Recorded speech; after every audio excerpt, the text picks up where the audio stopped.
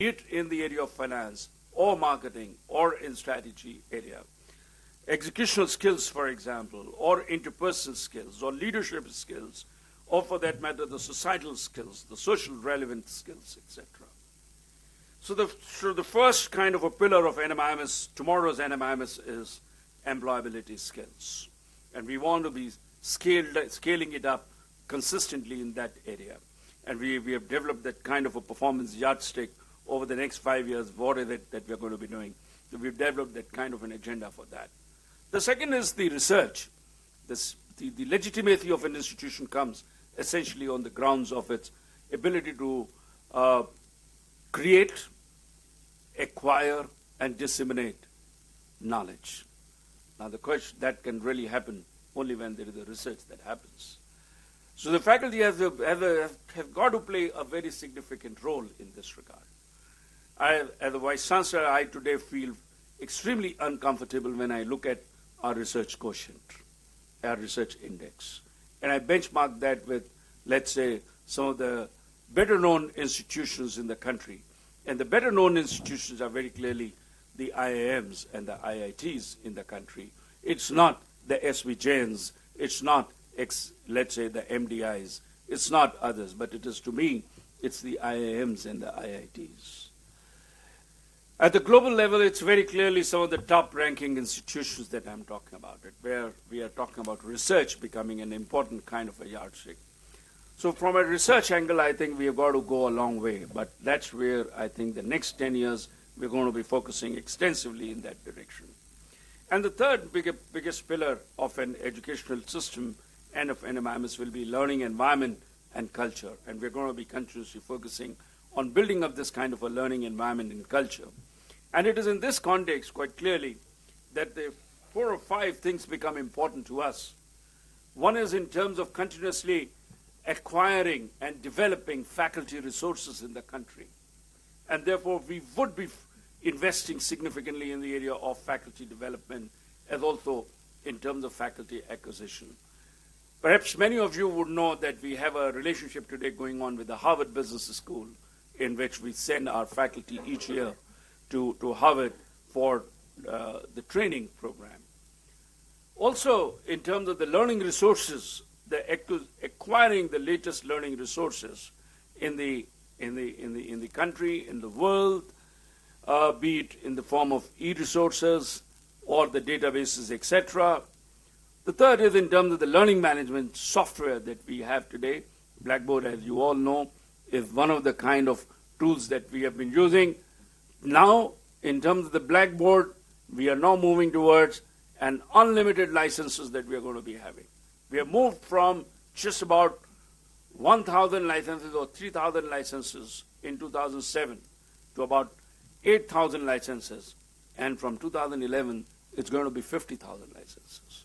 Now imagine the kind of the power that we are going to be giving to you all in terms of the connecting to the faculty and to the learning and to the learning resources that is there.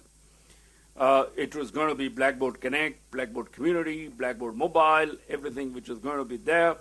There's also the physical ambience of our campuses and a library, which is going to play a very major role over there. But the last and the most significant is the group learning from each other. So the non-classroom learning is going to become an important role, is going to play an important role in the institution in as much as the classroom is going to play an important role. Well, that's NMIMS, and we certainly believe that today the life that we are living in, the environment in which we are living in, is indeed one of the most challenging environments. As India grows at 8% kind of a growth rate, as the society grows, where clearly education is going to become a priority, is going to become a priority. As it is, the government, for government, it is an important priority.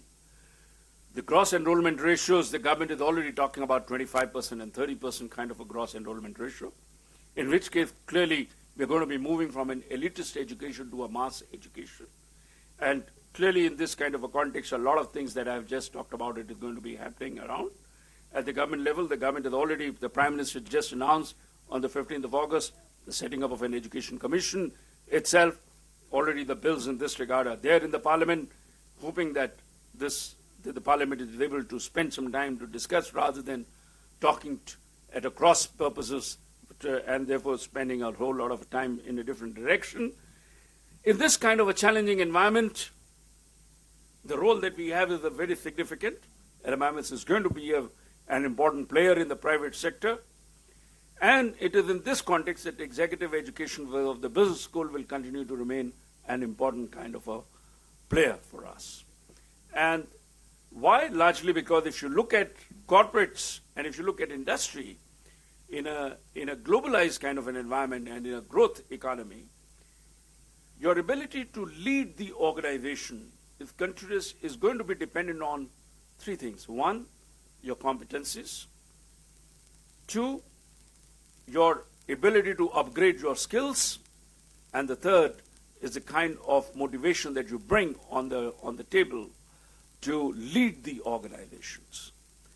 Now, it is a combination of all these three that's going to really help you to create a new value paradigm for the organizations.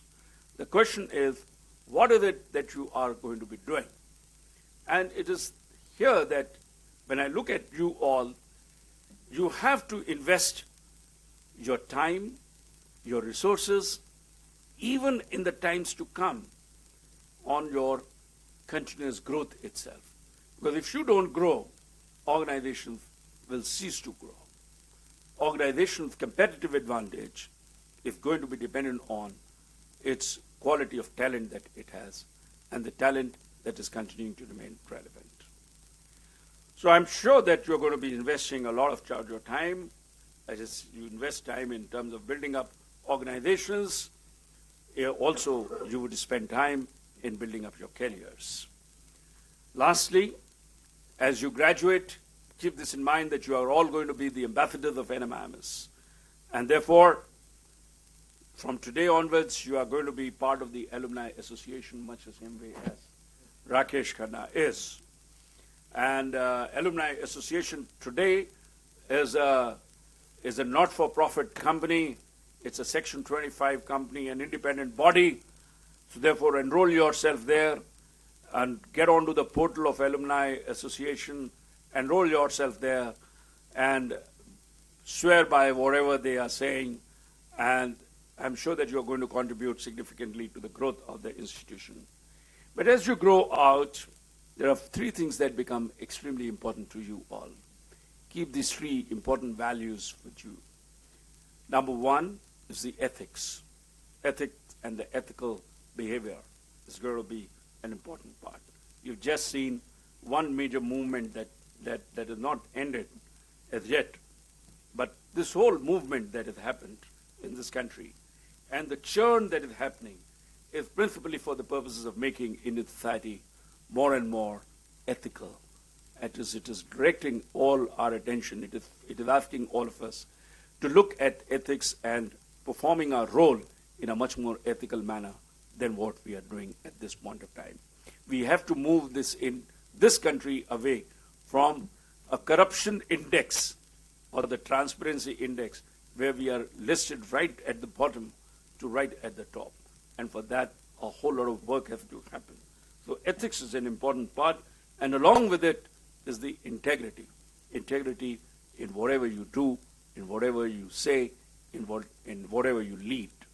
And the third is never forget the fact that there is somebody in the street who was not really as fortunate as you have been. And therefore, the credo of NMIMS has been to develop socially sensitive managers. And I'm sure that you're going to be spending time to be looking at that aspect also. Invest some part of your time and resources in ensuring that those who have remained on the margins of the development become a part of our mainstream growth, and they also grow much the same way as you all continue to grow. So let me wish you all the best, and let me thank our management, the NMIMS management, which has really supported all of us in a very big way. Our president, our chancellor of the institution, Shri Amrish Bhai Patel, as also the entire board of management of NMIMS, which has really given us a tremendous amount of strength in contributing to what we are doing. Thank you once again. Mani, Thank you very much. to request our Honorable Vice Chancellor, Dr. Rajan Saxena, to formally permit our graduating students to be presented to receive their Vice Chancellor, diplomas. Dr. Rajan Saxena, I would now like to request you to formally permit our graduating students to be presented to receive their diplomas. This graduation ceremony of NMIMS University at Bangalore campus has been called to confer the diploma upon the candidates who in the examinations held for the purpose have been certified to be worthy of the same.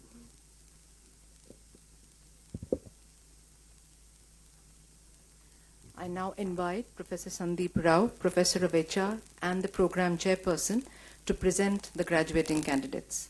I also request our Chief Guest, Mr. Rakesh Khanna, and all the members on the dais to please come forward for handing over of the Vice diploma. Chancellor, I now present unto you these candidates who have been certified after examination to be duly qualified to receive the diploma in postgraduate program in management in the Faculty of Management Studies. I would now request the graduating participants of the MPE Batch 1 to come forward and receive their diploma. I would be calling out the names of the participants from MPE Batch 1, starting with Amit Saluja.